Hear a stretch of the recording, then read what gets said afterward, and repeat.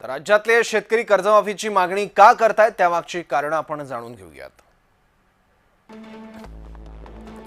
देशातील शेतकऱ्यांचं थकीत कर्ज आहे 33,50,000 कोटी।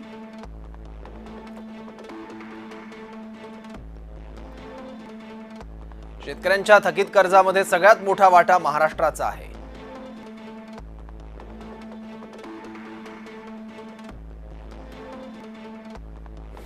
महाराष्ट्रातील शेतकऱ्यांकडील थकीत कर्ज 7,388,000 कोटी आहे।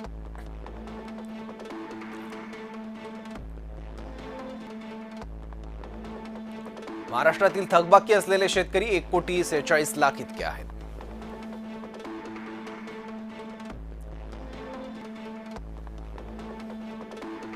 देशातील थकीत कर्जापैकी 22% कर्ज एकट्या महाराष्ट्राचं आहे।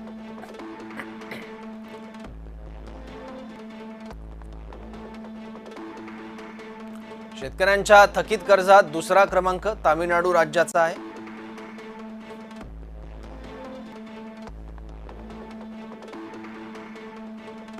महाराष्ट्राचं थकीत कर्ज हे तामिळनाडूच्या कर्जाच्या दुपटीपेक्षाही जास्त आहे।